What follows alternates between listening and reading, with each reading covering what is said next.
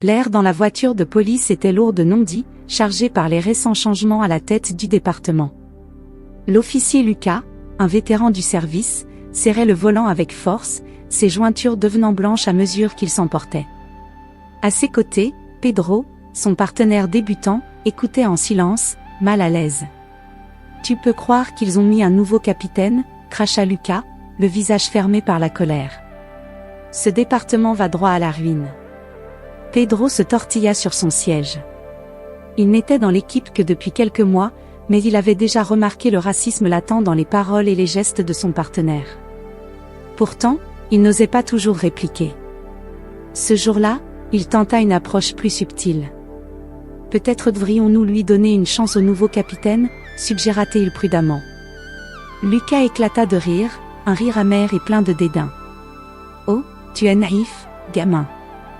Ils sont tous pareils, tu ne peux pas leur faire confiance. » Pedro se sentit de plus en plus mal à l'aise, mais il garda le silence. Tandis qu'il tournait dans la rue principale, Lucas se raidit soudainement. Ses yeux s'étaient posés sur un homme noir, bien habillé, au volant d'une belle voiture. « Regarde ça !» marmonna Lucas, sa voix pleine de mépris. « Je parie qu'il a supplié pour avoir cette voiture. » Pedro fronça les sourcils. « Monsieur, on ne sait pas cela. Il ne fait rien de mal. » « C'est ce que tu crois, » rétorqua Lucas avec un sourire en coin. Sans attendre, il activa les lumières de la patrouille, déclenchant ainsi une intervention de routine. Le cœur de Pedro s'emballa. Il savait que cette intervention n'avait rien de routinier. C'était une décision prise sur des préjugés, un acte de discrimination déguisé en procédure policière. Le véhicule noir s'arrêta au bord de la route, et le conducteur abaissa la vitre. Il semblait calme, bien que surpris. Lucas s'avança vers lui avec une attitude hautaine. « Permis de conduire et papier du véhicule » ordonna-t-il sans préambule. L'homme tendit docilement ses documents. Il n'avait commis aucune infraction, et son visage reflétait l'incompréhension. Pedro, qui se tenait légèrement en retrait, observait la scène, partagé entre son devoir de soutenir son partenaire et son propre sens de la justice.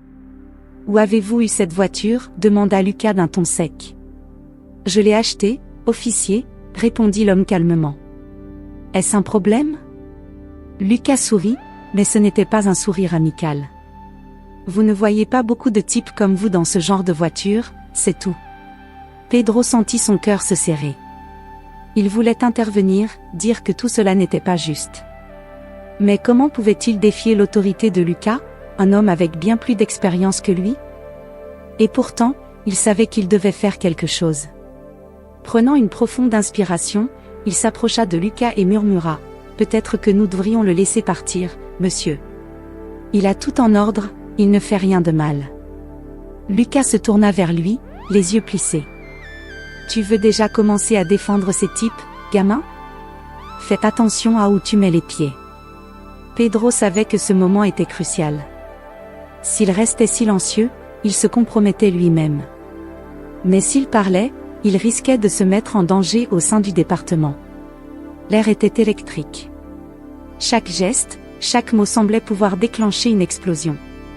Lucas, les lèvres retroussées en un sourire amer, relisait encore une fois les papiers du conducteur, Carlos. « Alors, monsieur, qu'est-ce qui vous amène dans ce quartier ?» demanda Lucas, son ton dégoulinant de suspicion. Carlos, toujours calme, répondit sans se laisser intimider. « Je vais à une réunion, officier. » Lucas plissa les yeux, cherchant une faille. « Y a-t-il une raison particulière pour laquelle vous êtes ici ?» Pedro, en retrait, sentit une tension monter en lui, tandis que Lucas commençait à entourer la voiture de Carlos, tel un prédateur rôdant autour de sa proie. Le regard froid de l'officier était implacable, et ses questions devenaient de plus en plus invasives. Carlos, bien qu'il restât maître de lui-même, ne pouvait dissimuler l'inquiétude qui commençait à poindre sur son visage. Le cœur de Pedro battait de plus en plus vite. Il voyait que la situation prenait une tournure dangereuse, mais il ne savait pas encore comment la désamorcer. Chaque seconde qui passait rendait l'atmosphère plus oppressante, et il craignait que Lucas ne franchisse une ligne qu'il serait impossible de reculer. Carlos ouvrit la portière de sa voiture, un geste qui fit monter la tension d'un cran. Lucas s'approcha immédiatement, prêt à interdire tout mouvement. Restez dans votre voiture, ordonna Lucas avec une autorité brutale. Carlos, sentant que les choses prenaient une mauvaise direction, leva les mains en signe de bonne foi, essayant de calmer la situation. Je ne fais rien de mal, officier. Je veux juste comprendre ce que vous me reprochez. Mais Lucas, aveuglé par son préjugé, continua son interrogatoire comme s'il cherchait désespérément un motif. Il inspectait chaque détail, cherchant une excuse pour justifier son comportement abusif.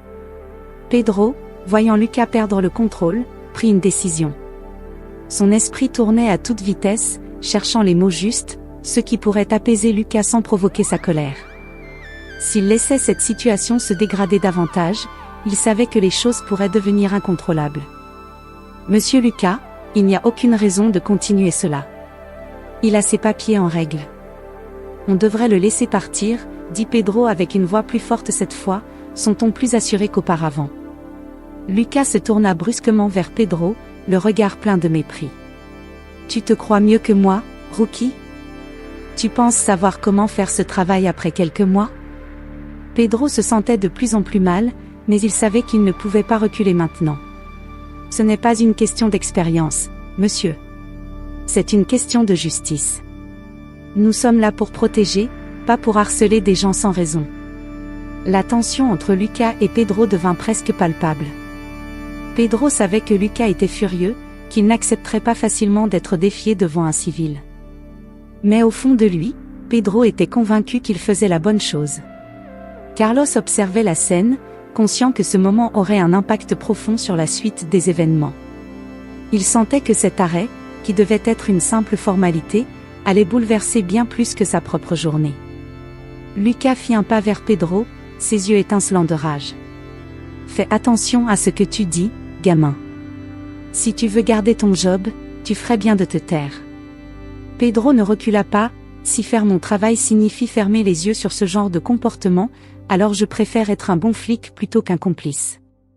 Le silence qui suivit était assourdissant. Lucas, figé par l'audace de Pedro, semblait sur le point d'exploser. Mais au lieu de cela, il recula d'un pas, respirant lourdement.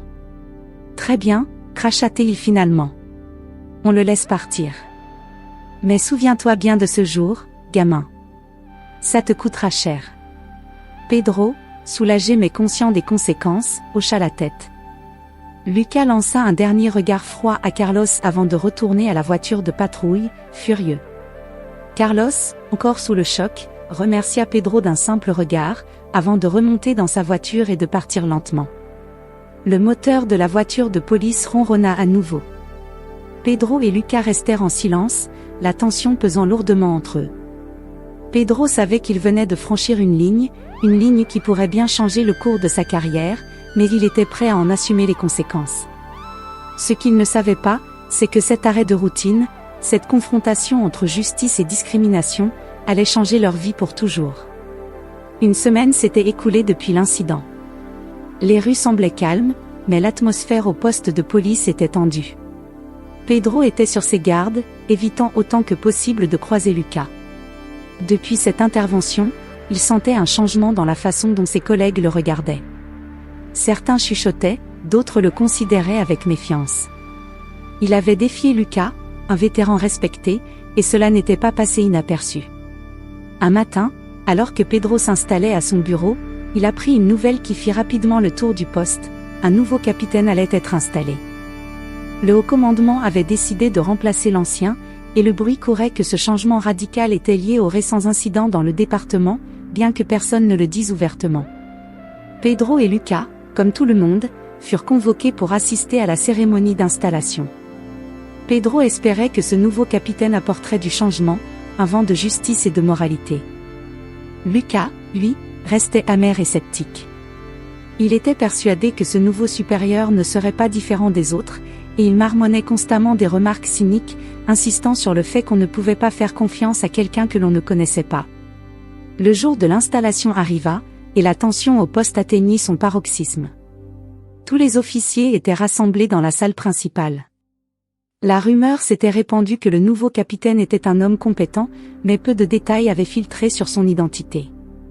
Pedro observait les alentours avec appréhension, les mains moites. Il espérait intérieurement que ce changement soit positif, mais une part de lui craignait que Lucas trouve un moyen de nuire à ce processus. Lorsque le nouveau capitaine entra dans la salle, un silence lourd s'installa. Tous les yeux étaient rivés sur lui. Pedro sentit son cœur s'accélérer, et un murmure parcourut la salle lorsque le visage de l'homme fut révélé. C'était Carlos. L'homme noir, celui que Lucas avait harcelé lors de l'arrêt de routine, était maintenant leur supérieur direct. Carlos portait un uniforme impeccable, son visage reflétant à la fois sérénité et détermination. Il marcha d'un pas assuré jusqu'à l'estrade, où il fut présenté officiellement comme le nouveau capitaine de la brigade. Pedro, sous le choc, regarda Carlos monter sur scène. Il se souvenait encore de la scène tendue de la semaine précédente. Il se demanda comment un tel retournement de situation avait pu se produire. À côté de lui, Lucas était blême. Ses poings étaient serrés, et son visage trahissait un mélange de rage et d'incrédulité.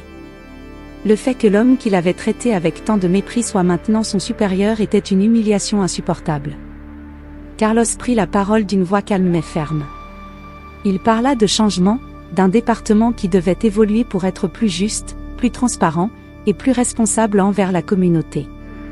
Il ne mentionna pas directement l'incident, mais Pedro savait que chaque mot était choisi avec soin.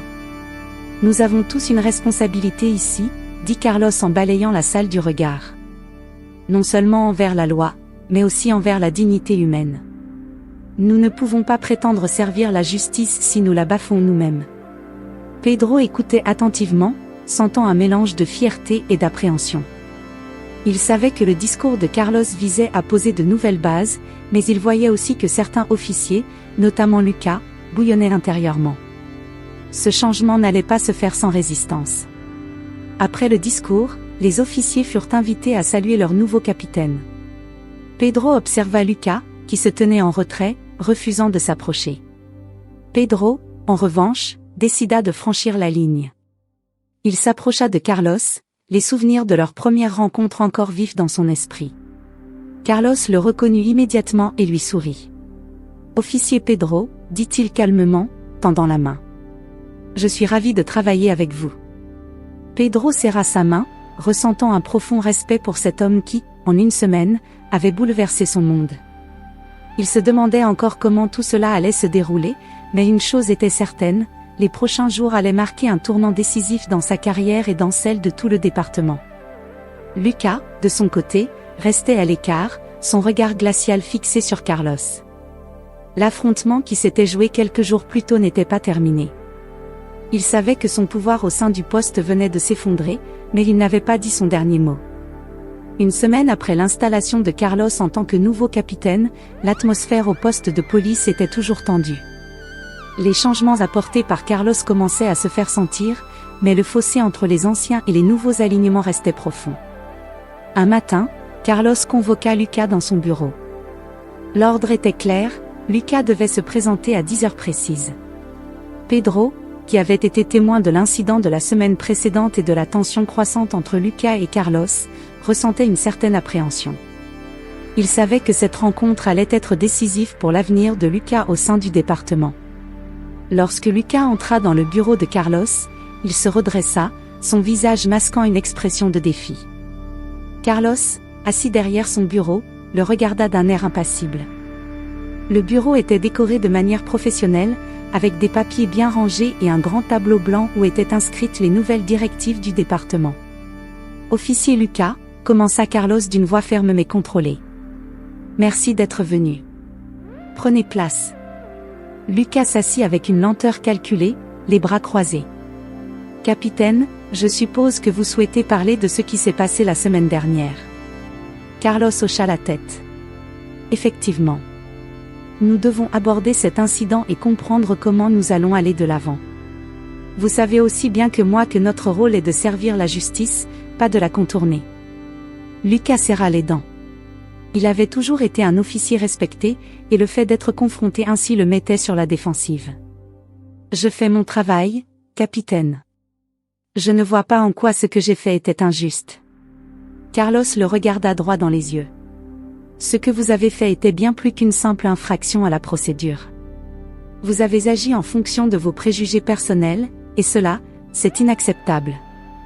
Votre comportement envers le citoyen Carlos lors de cet arrêt n'était pas seulement une violation des protocoles, mais aussi une atteinte à l'éthique professionnelle. Lucas se leva brusquement, la colère montant en lui. Vous ne comprenez pas, capitaine. Je suis là depuis longtemps, et je connais ce qu'il faut faire pour protéger cette ville. Carlos resta calme. Je comprends que vous puissiez être frustré, Lucas. Mais vous devez comprendre que le respect de la loi et des personnes ne se négocie pas. Il y a des règles pour une raison. Vous avez franchi la ligne, et maintenant, nous devons établir des conséquences. Lucas, bien que furieux, se rassit lentement. Il savait qu'il ne pouvait pas contester l'autorité de Carlos sans risquer de graves répercussions. Carlos continua. Pour votre comportement, vous recevrez une suspension temporaire. Vous devrez également suivre un programme de sensibilisation sur les préjugés et la conduite professionnelle. Ce n'est pas une punition légère, mais c'est nécessaire pour que vous puissiez comprendre pleinement les conséquences de vos actions. Lucas ne répondit pas immédiatement. Il se sentait humilié et en colère, mais il savait qu'il devait garder son calme. Je ferai ce que vous demandez, capitaine. Mais sachez que je n'accepte pas cette décision avec plaisir. Carlos se leva également. Je m'attends à ce que vous profitiez de cette opportunité pour réfléchir à votre comportement. Notre rôle est de servir la communauté avec équité, et c'est ce que je m'efforcerai de faire avec tout le département. Je suis sûr que vous pouvez revenir à un meilleur niveau de professionnalisme. Lucas sortit du bureau sans un mot, le regard sombre. Carlos regarda sa silhouette se retirer, sachant que cette confrontation était seulement le début des défis à venir. Il savait que des tensions persisteraient et que des ajustements seraient nécessaires pour faire fonctionner le département de manière harmonieuse. Pedro, qui avait observé la scène depuis le couloir, se sentit un peu soulagé. Il espérait que cette décision marquerait le début d'un véritable changement dans le département. Mais il savait aussi que les défis étaient loin d'être terminés. Les tensions entre les officiers et les nouveaux standards de conduite promettaient de créer encore plus de remous. 6 mois avaient passé depuis la suspension de Lucas, et le département avait connu une période de turbulence et de réajustement. Carlos avait instauré de nouvelles procédures pour assurer la transparence et l'intégrité dans les opérations policières. L'atmosphère au poste était devenue plus collaborative, mais les vieilles rançures et les tensions entre certains officiers persistaient. Lucas, pendant ce temps, avait pris la décision difficile de suivre les recommandations de Carlos. Il avait passé de nombreuses heures en formation, abordant ses propres biais et préjugés. Le programme de sensibilisation sur les préjugés et la conduite professionnelle avait été éprouvant, mais il avait permis à Lucas de confronter et de comprendre ses propres erreurs. Ce processus avait été long et douloureux, mais il avait aussi apporté un certain éclaircissement. Le jour de son retour, Lucas était conscient que la tâche devant lui ne serait pas facile. Il savait qu'il devait regagner la confiance de ses collègues et démontrer qu'il avait appris de ses erreurs. Pedro, qui avait vu Lucas se transformer de manière significative, était curieux de voir comment cette nouvelle version de Lucas allait s'intégrer dans le département. Le retour de Lucas se fit lors d'une réunion de toute l'équipe. Carlos prit la parole pour annoncer la réintégration de Lucas, avec des mots soigneusement choisis. « Officier, commença Carlos, nous avons tous traversé une période difficile, mais nous sommes ici pour servir la communauté avec justice et équité. Aujourd'hui, nous accueillons de nouveau l'officier Lucas parmi nous. Il a pris des mesures pour comprendre et rectifier ses erreurs passées. C'est maintenant à nous de l'aider à réintégrer l'équipe de manière constructive. » Lucas se leva devant ses collègues. Son visage, autrefois fermé et défiant, était désormais empreint de sincérité. Je veux m'excuser pour mes actions passées et pour la douleur que j'ai pu causer. J'ai appris beaucoup au cours de ma suspension et j'espère pouvoir regagner votre confiance à travers mon comportement et mon engagement quotidien. Les réactions parmi les collègues étaient variées. Certains avaient des expressions réservées, d'autres offraient des signes de soutien timides. Pedro, bien que prudent, offrit un sourire encourageant. Il espérait que Lucas pouvait vraiment changer et apporter une nouvelle dynamique positive au département. Au fil des semaines suivantes, Lucas se montra déterminé à prouver sa valeur. Il prit des initiatives pour améliorer les relations avec la communauté et s'engagea activement dans des programmes de sensibilisation. Il fit preuve de professionnalisme et d'empathie dans ses interactions avec les citoyens et ses collègues. Carlos observa attentivement l'évolution de Lucas.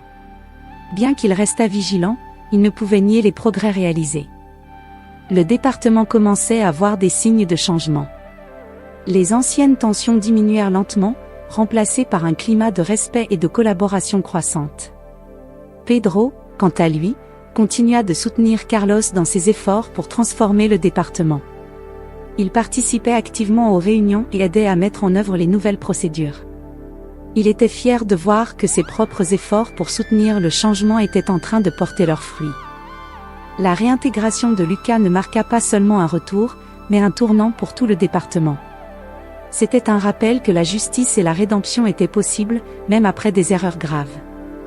Chaque membre de l'équipe avait appris quelque chose de cette expérience, ils savaient que leur travail ensemble serait désormais guidé par des principes plus forts et plus justes. La route était encore semée d'embûches, mais la direction était désormais claire, servir avec intégrité, respecter les individus, et construire une communauté où la justice et l'égalité prévalaient. Au final, cette histoire rappelle que le chemin vers une meilleure société est long et parsemé d'obstacles, mais il est pavé de possibilités pour ceux qui sont prêts à affronter leurs propres démons et à travailler pour un avenir plus juste.